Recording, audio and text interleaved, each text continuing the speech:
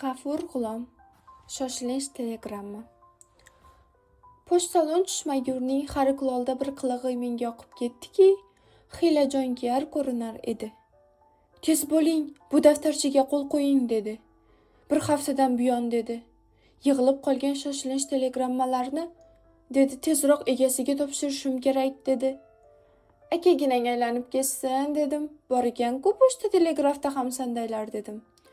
Va jinday hafsala bilan siyoh qalamga baxillik qilmay. Man kim? Hojul Haramayn Mulla Mir Mulomiddin Mulla Mir Kashofiddin o'g'illari menga Samarqandi Firdavs monanddan 16-safar ul muborakda qoqilgan chaqmoq telegrammani 4 og'aynining avvalida oftobi olamtob qiyomdan jizzi guzasht qilganda oldim. Ya'ni rasid deb o'rdak dumi qilib qo'l qo'ydim. Pochtalon Kamoli surat bilan uzoqlashdi. Men ham uning bu darajada lobarligiga tasannolar o'qib iq solib qoldim. Telegrammaning Samarqanddan bo'lishi meni uncha tashvishga solmas edi, negaki u Shahrazimda bir talay qavm qarindosh, yor do'st orttirgan edim. Osoyishtalik bilan telegrammaning yelimini ko'chirdim va mazmunga qaradim. Hayhot, harflar otashin bo'lib meni yoqa boshladi. Har alif bir ishtari obdor bo'lib bag'rimga qadalmoqda. Har sukun bir mo'yicha bo'lib yelkamga g'am yuklamoqda. Har vov bir ajdari zaharolut bo'lib o'z komiga tortmoqda edi. Unda yozilgan ediki, aka, o'tirgan bo'lsangiz, turingiz, turgan bo'lsangiz, yuringiz. Volidai mehribonimiz eski dardlari chillashir bilan avtobus bosib vafot qildilar. Ukangiz Mirziloliddin. Bo'g'zimga bir hiqichoq tiqildi, vujudimni bir titroq qopladi. Volidai mehribona, saharlar beshik tebratib oq sutini ayamagan mening mavjudiyatimning murabbiysiya vafot. Qanday og'ir, qanday musibat. Dunyoni bir tuman bosib ko'zimdan tirqirab yosh oqa boshladi. Yig'lasa odamning xori bosiladi, men ham yaqtaqning barini shalabbo qilib yig'ladim. Sal esim o'zimga kelib telegrammani qayta boshdan o'qidim. Bu gal harflar poyma-poy kovush kabi telba teskari ko'rindi.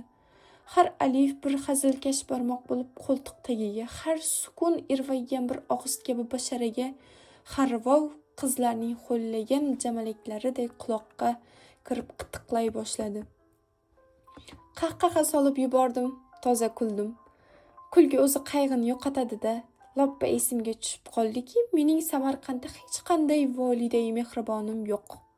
Bechora onaginam 18-yilda Toshkentda vafot qilib, Bo'rjarda madfundir. Judayam sevindim. Yaxshiyam onam Samarqandda emas, bo'lmasa toza tashvish bo'lar edi-da dedim. Ukam bilan o'zaro jindek hazilkashligimiz bor edi. O'quvchilik zerikkandir, meni kuldirmoqchi bo'lgandir dedim-da.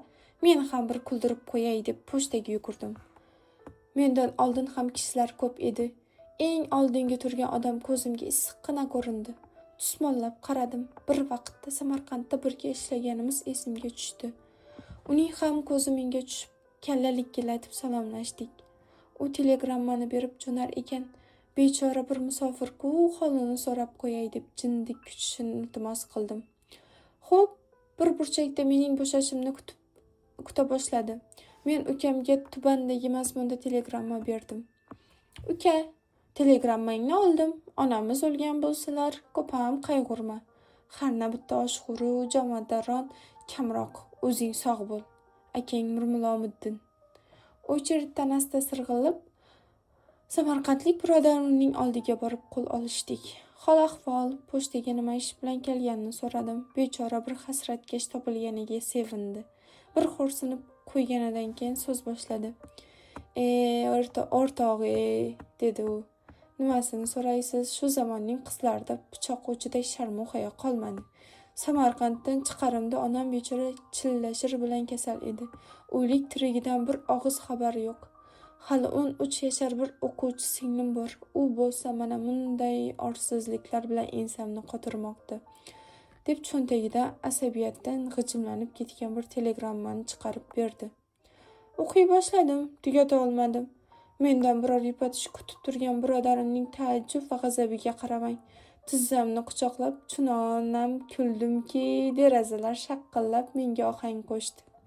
Butun pochtaga kelganlar pochta xizmatchilariga atrofimga halqa qurib tutqanoq kasalning yangi namunini tomosha qilmoqda edilar. Axir nega kulmay telegrammada yozilgan edi. Aka, afv etasiz, sizning roziligingizni olmay sinfdoshlarimdan go'zal va aqlli bir qiz Shafoat Karimaga uylandim. Turmushimiz yaxshi, hatto bu turmushni o'rtoqlarim va muallimlarim ham maqtamoqdalar. Faqat o'quvchilik moddiy tarafdan siqilmoqdamiz. Bir oz yordam kutamiz. Ukangiz Naymoy. Samarqandlik birodarim bir qo'li bilan yelkamga bir turtib, qo'limdan telegrammani yulqib oldi. Halqani yorib shaxtamlik bilan keta boshladi. Men bir nafasga qo'lgin yig'ishtirib, baridan tortdim. To'xta, birodar dedim. Qayrilib qaradi. Sen ukangga nima deb telegramma berding? U jahl bilan qo'limga qattiq bir tushirdi-da, barini yig'ishtirib oldi va kamoli shiddat bilan javob bera boshladi. 4 so'z bilan javob berdim. Beboshvoqlik, qayg'uli yashang, la'nat. Endi bilsam bir so'zni ortiqcha yozgan ekanman. U ham la'nat so'ziki, senday devonaga aytilishi kerak edi. Taqsimotda yanglishma, birodar, sabr qil, darhaqiqat la'nat so'zi ortiqcha. Beri kel dedim. Cho'ntagimdan ukamning telegrammasini olib ko'rsatdim. Samarqandda hech qanday onam bo'lmaganini anglatdim. Bir-birimizni tushuna boshladik. Uning singlisi bilan mening inimning bizga yuborgan telegrammalari pochtadagilarning sal xatosi bilan ayrbosh bo'lib ketgan edi. Uning bergan telegrammasidagi so'zlarni taqsim qila boshladik. La'nat ikkilamizning o'rtamizda. Beboshvoqlik pochta idorasiga tegdi. Qayg'uli birodarimning singlisiga. Yashang mening inimga.